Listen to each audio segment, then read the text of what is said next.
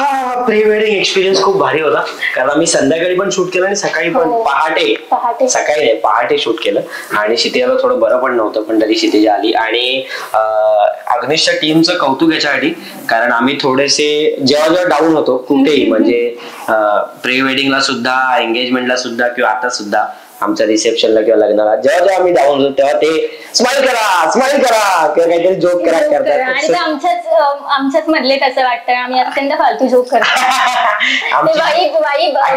आमची लेवल जी आहे ती कोणी गाठू शकत नाही, कारण ती खूप खालची आहे. पण अग्निशचे सगळे जोक्स पण मजा. त्याच्यात पण मला असं वाटतं ना की मी नेहमी एकांकिका जेव्हा करायचो ना तेव्हा मी असं म्हणायचो की मजेत काम करण्यापेक्षा कामात मजा करा.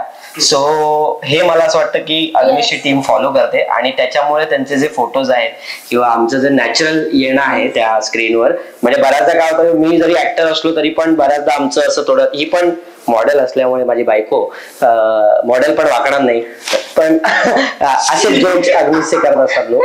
तर ते मला असं वाटतं की त्याच्यात पण आम्हाला मोटिवेट करणं किंवा आम्हाला कन्व्हिन्स करणं की हे चांगलं आहे किंवा हे चांगलं होऊ शकतं अजून. सो त्याच्यामुळे त्यांना खरं तर थँक्यू सो मच सगळ्या टीमला, आणि अमितला खरंच स्पेशल थँक्यू की त्याने आम्हाला एक सपोर्ट केला या पूर्ण प्रोसेसमध्ये, आणि खूप मजा आली यार, खूप मजा आली. Thank you so much.